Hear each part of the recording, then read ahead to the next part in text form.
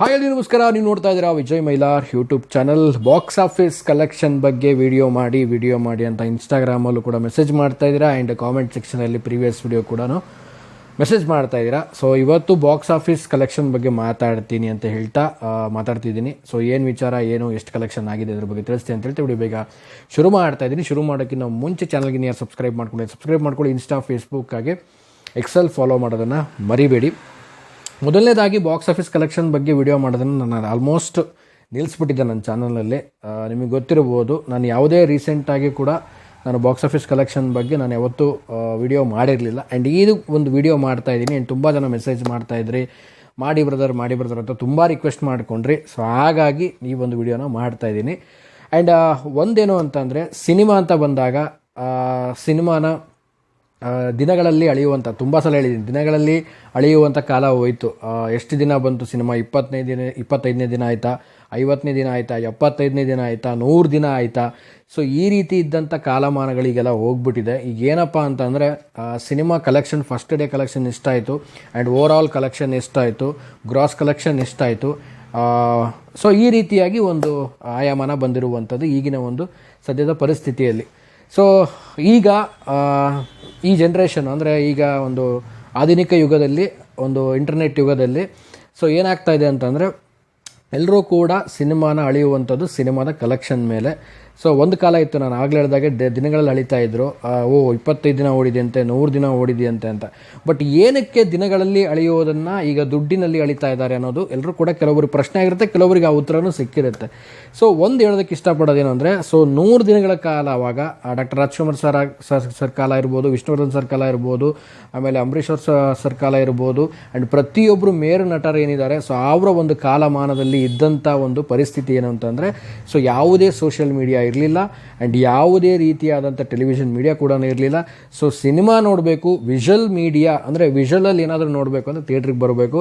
ಹಾಗಾಗಿ 100 ದಿನ ಸಿನಿಮಾ ಓಡ್ತು ಅಂದರೆ ಆ 100 ದಿನವೂ ಕೂಡ ಆ ಥಿಯೇಟ್ರಲ್ಲಿ 100% ಫುಲ್ಲಾಗಿ ಜನ ಥಿಯೇಟ್ರಿಗೆ ಬಂದು ಸಿನಿಮಾ ನೋಡೋರು. ಸೊ ಪ್ರತಿನಿತ್ಯನೂ ಕೂಡ ಅಂದರೆ 100 ದಿನವೂ ಕೂಡ ಹೌಸ್ಫುಲ್ ಆಗಿರುವಂಥ ಸಿನಿಮಾ ಥಿಯೇಟ್ರ್ ಅನ್ನೋಕ್ಕಿಂತ ಆಗಲ್ಲ, ಟೆಂಟು ಈ ರೀತಿ ಎಲ್ಲ, ಟೂರಿನ್ ಟಾಕೀಸು ಈ ರೀತಿ ಇತ್ತು ಆಗಲ್ಲ. ಸೊ ಇದೆಲ್ಲ ಹೌಸ್ಫುಲ್ಲಾಗಿ ಹೋಗ್ತಾ ಇತ್ತು. ಯಾಕಂದರೆ ಬೇರೆ ಊರುಗಳಿಂದನೂ ಗಾಡಿ ತೊಗೊಂಡು ಚಕಡಿಯನ್ನು ಕಟ್ಕೊಂಡು ಬಂದು ಸಿನಿಮಾ ನೋಡ್ಕೊಂಡು ಹೋಗುವಂಥದ್ದು. ಸೊ ಈ ರೀತಿಯೆಲ್ಲ ಇತ್ತು. ಬಟ್ ಈಗ ಆಗಿಲ್ಲ. ಸೊ ಹಾಗೆ ಇದು ಇಲ್ಲದ ಕಾರಣವಾಗಿ ಸೊ ಈಗೇನಾಗುತ್ತೆ ಅಂದರೆ, ಆಲ್ಮೋಸ್ಟ್ ಡೇಸಲ್ಲಿ ಅಳೆಯೋದಕ್ಕಿಂತ ಅಮೌಂಟಲ್ಲಿ ಅಳಿತಾರೆ. ಸೊ ಇಷ್ಟು ಕಲೆಕ್ಷನ್ ಆಗಿದೆ, ಇಷ್ಟು ಗ್ರಾಸ್ ಕಲೆಕ್ಷನ್ ಆಗಿದೆ, ಇಷ್ಟು ಓವರ್ ಆಲ್ ಕಲೆಕ್ಷನ್ ಆಗಿದೆ ಅನ್ನುವಂಥದ್ದು ಅಳಿತಾರೆ. ಸೊ ಇದು ಒಂದು ಗೊತ್ತಿಲ್ಲದವ್ರಿಗೆ ಗೊತ್ತಾಗಲಿ ಅಂತ ಚಿಕ್ಕದಾಗಿ ಹೇಳಿದೆ. ಇನ್ನು ಕಲೆಕ್ಷನ್ ವಿಚಾರಕ್ಕೆ ಬರ್ತೀನಿ. ಕಲೆಕ್ಷನ್ನು ಮಾರ್ಕ್ ಅಂತ ತುಂಬ ಜನ ಮಾಡ್ತಾಯಿದ್ರಿ ಮೆಸೇಜು, ಆಮೇಲೆ ಇನ್ಸ್ಟಾಗ್ರಾಮಲ್ಲೂ ಕೂಡ ಕೇಳ್ತಾಯಿದ್ರಿ. ಏನಿಲ್ಲ, ಫಸ್ಟ್ ಡೇ ಕಲೆಕ್ಷನ್ ಬಗ್ಗೆ ಆಲ್ಮೋಸ್ಟ್ ಎಲ್ಲರೂ ಗೊತ್ತಿರುವಂಥದ್ದು, ಎಲ್ಲ ಕಡೆ ಕೂಡ ಒಂದು ಸೋಷಿಯಲ್ ಮೀಡಿಯಾ ಆಗಿರ್ಬೋದು, ಆಮೇಲೆ ಎಲ್ಲ ಮೀಡಿಯಾದಲ್ಲೂ ಕೂಡ ಬಂದಿರುವಂಥದ್ದು. 15.9 ಕೋಟಿ ಕಲೆಕ್ಷನ್ ಮಾಡಿದೆ ಮಾರ್ಕ್ ಫಸ್ಟ್ ಡೇ ಕಲೆಕ್ಷನ್ ಅನ್ನುವಂಥದ್ದು. ಸೊ ಇದನ್ನೇ ನಾನು ಕೂಡ ಹೇಳ್ಬೋದು. ಸೊ ಕಾಮೆಂಟಲ್ಲಿ ಕೂಡ ತುಂಬ ಜನಕ್ಕೆ ಹಾಕಿದ್ದೆ ನಾನು, ಇಷ್ಟು ಕಲೆಕ್ಷನ್ ಆಗಿದೆ ಅಂತ. ಬಟ್ ವಿಡಿಯೋ ಮಾಡಿ ಅಂತ ಕೇಳಿದ್ರೆ ವಿಡಿಯೋ ಮಾಡ್ತಾಯಿದ್ದೀನಿ. ಸೊ ಇದು ಒಂದು ಮಾರ್ಕ್ನ ಒಂದು ಫಸ್ಟ್ ಡೇ ಕಲೆಕ್ಷನ್ ಆಗಿರುವಂಥದ್ದು. ಸೊ ಇನ್ನು ಮುಂಬರುವ ಒಂದು ಕಲೆಕ್ಷನ್ಸ್ ಬಗ್ಗೆ ಹೇಳೋದಾಯಿತು ಅಂತಂದರೆ, ನೋಡೋಣ ಅಪ್ಕಮಿಂಗಲ್ಲಿ ಆ ಕಲೆಕ್ಷನ್ಸ್ಗಳು ಏನಾದರೂ ಸಿನಿಮಾದವರು ಒಂದು ಅಫಿಷಿಯಲಾಗಿ ಪೋಸ್ಟನ್ನು ರಿಲೀಸ್ ಮಾಡಿದಾಗ ಖಂಡಿತವಾಗ್ಲೂ ಕಮ್ಯುನಿಟಿ ಟ್ಯಾಬಲ್ಲಿ ನಾನು ಪೋಸ್ಟ್ ಮಾಡಿರ್ತೀನಿ. ಸೊ ಎಲ್ಲರೂ ಕೂಡ ಲಾಗಿನ್ ಬೇಕಿದ್ರೆ ನೋಡಿ, ಕಲೆಕ್ಷನ್ಸ್ ಏನೇನಾಗಿರುತ್ತೆ ಅಲ್ಲಿ ಅಪ್ಲೋಡ್ ಮಾಡ್ತಾ ಇರ್ತೀನಿ. ಫೈನಲಿ ಒಂದು ರೀತಿಯಲ್ಲಿ ಮಾರ್ಕ್ ಒಂದು ಒಳ್ಳೆ ಓಪನಿಂಗನ್ನು ಪಡ್ಕೊಳ್ತು ಆ್ಯಂಡ್ 45 ಕೂಡ ಒಂದು ಒಳ್ಳೆ ಓಪನಿಂಗ್ ಪಡ್ಕೊಂಡಿದೆ. ಸೊ ಎರಡೂ ಸಿನಿಮಾನು ಕೂಡ ಈಗ ಅದ್ಭುತವಾಗಿ ಹೋಗ್ತಾ ಇದೆ. ಸೊ ಮಾರ್ಕ್ ಆಗಿರ್ಬೋದು ಮತ್ತು 45 ಆಗಿರ್ಬೋದು, ಎರಡೂ ಕೂಡ ಒಳ್ಳೆ ಆಕ್ಯುಪೆನ್ಸಿ ಆಗಿ ಹೋಗ್ತಾ ಇದೆ. ಸೊ ಜನ ಈಗ ಇಯರ್ ಎಂಡು, ಕ್ರಿಸ್ಮಸ್ ಹಾಲಿಡೇಸ್ ಆಗಿರ್ಬೋದು, ಸೊ ಜನ ಹೋಗಿ ಥಿಯೇಟ್ರಿಗೆ ಸಿನಿಮಾ ನೋಡ್ತಾ ಇದ್ದಾರೆ. ಸೊ ಒಂದು ರಿಕ್ವೆಸ್ಟ್ ನಾನು ಎಲ್ಲರೂ ಕೇಳೋದು ಅಂದರೆ, ಪಾಸಿಟಿವ್ ನೆಗೆಟಿವ್ ಎರಡೂ ಇರುತ್ತೆ ಸಿನಿಮಾದಲ್ಲಿ, ಎಲ್ಲ ಪಾಸಿಟಿವ್ ಆಗಿ ಇರುತ್ತೆ ಅಂತಲ್ಲ. ಸೊ ಎಲ್ಲರೂ ಕೂಡ ನಾನೊಂದು ರಿಕ್ವೆಸ್ಟ್ ಏನಂದರೆ, ದಯವಿಟ್ಟು ನಿಮ್ಮ ಫ್ಯಾಮಿಲಿ ಫ್ರೆಂಡ್ಸ್ ಜೊತೆ ಸಿನಿಮಾನ ಥಿಯೇಟ್ರಿಗೆ ಹೋಗಿ ನೋಡಿ ಎಂಜಾಯ್ ಮಾಡಿ. ಸೊ ಆಮೇಲೆ ನಿಮಗೆ ಏನು ಅನಿಸುತ್ತೆ ಓನ್ ಒಪಿನಿಯನ್ನು, ನಿಮ್ಮದೇ ಸೋಷಿಯಲ್ ಮೀಡಿಯಾಗಳಿರುತ್ತೆ, ನಿಮ್ಮದೇ ಸೋಷಿಯಲ್ ಹ್ಯಾಂಡಲ್ಸ್ಗಳಿರುತ್ತೆ. ಸೊ ಬಂದು ಅಲ್ಲಿ ನಿಮ್ಮ ಒಂದು ಅಭಿಪ್ರಾಯನ ಶೇರ್ ಮಾಡ್ಕೊಳ್ಳಿ.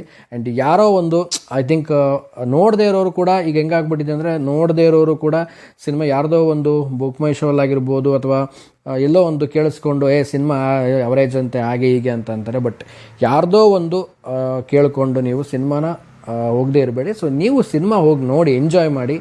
ಕನ್ನಡ ಸಿನಿಮಾ ನೋಡುವಂಥ ಆಡಿಯನ್ಸ್ಗಳು ಥಿಯೇಟ್ರಿಗೆ ಬರಬೇಕು. ಸೊ ಲಾಸ್ಟ್ ಟೈಮಲ್ಲಿ ಇದನ್ನು ರವಿ ಸರ್ ಕೂಡ ಒಂದು ಮಾತು ಹೇಳಿದರು, ಅಲ್ಲ ರೀ ಥಿಯೇಟ್ರಿಗೆ ಬಂದು ಸಿನಿಮಾ ನೋಡಿಕೊಂಡು ಆಮೇಲೆ ಬಂದ್ಬಿಟ್ಟು ಇವತ್ತು ಸಿನಿಮಾ ಬಗ್ಗೆ ಹೇಳಿ, ಥಿಯೇಟ್ರಿಗೆ ಬರದೆ ಹೊರಗಡೆ ನಿಂತ್ಕೊಂಡು ಸಿನಿಮಾ ಬಗ್ಗೆ ಆಗಿದೆ ಹೀಗಿದೆ ಅಂದರೆ ತುಂಬ ಕಷ್ಟ ಅಂತ ಹೇಳಿದ್ರು. ಸೊ 100% ಆ ಪರಿಸ್ಥಿತಿಯಲ್ಲಿ ನಾವು ಇದೀವಿ ಈಗ. ಸೊ ಥಿಯೇಟ್ರಿಗೆ ಬಂದು ಸಿನಿಮಾ ನೋಡಿ, ಸೊ ನಿಮ್ಮ ಅನಿಸಿಕೆ ಅಭಿಪ್ರಾಯಗಳನ್ನು ಏನನ್ಸುತ್ತೋ ಅದನ್ನು ನಿಮ್ಮ ಒಂದು ಸೋಷಿಯಲ್ ಮೀಡಿಯಾದಲ್ಲಿ ತಿಳಿಸಿ. ಅದರಲ್ಲಿ ಯಾವುದೇ ತಪ್ಪಿಲ್ಲ, ಪಾಸಿಟಿವ್ ಆರ್ ನೆಗೆಟಿವ್, ಓಕೆನಾ? ಸೊ ಇದು ನನ್ನ ಒಂದು ಅನಿಸಿಕೆ ಆಗಿತ್ತು. ಕನ್ನಡ ಸಿನಿಮಾಗಳಿಗೆ ಹೆಚ್ಚಾಗಿ ಬನ್ನಿ, ಸಿನಿಮಾ ನೋಡಿ ಆ್ಯಂಡ್ ಎಂಜಾಯ್ ಮಾಡಿ ಈ ಒಂದು ಸಿನಿಮಾ ಎಲ್ಲನೂ ಅಂತ ಹೇಳ್ತಾ, ಸೊ ಇದಾಗಿತ್ತು ಇವತ್ತಿನ ವಿಡಿಯೋ ಓವರಾಲ್ ಆಗಿ ಅಂತ ಹೇಳ್ತಾ ವಿಡಿಯೋ ಮುಗಿಸ್ತಾ ಇದ್ದೀನಿ. ಆ್ಯಂಡ್ ವಿಡಿಯೋ ಮುಗಿಸೋಕ್ಕಿಂತ ಮುಂಚೆ ಚಾನಲ್ಗೆ ಇನ್ನು ಯಾರು ಸಬ್ಸ್ಕ್ರೈಬ್ ಮಾಡ್ಕೊಂಡಿಲ್ಲ ಸಬ್ಸ್ಕ್ರೈಬ್ ಮಾಡ್ಕೊಳ್ಳಿ. ಇನ್ಸ್ಟಾ, ಫೇಸ್ಬುಕ್ ಹಾಗೆ ಎಕ್ಸೆಲ್ ಫಾಲೋ ಮಾಡೋದನ್ನು ಮರಿಬೇಡಿ ಅಂತ ಹೇಳ್ತಾ ಇವತ್ತಿನ ವಿಡಿಯೋನ ಮುಗಿಸ್ತಾ ಇದ್ದೀನಿ. ನಮಸ್ಕಾರ.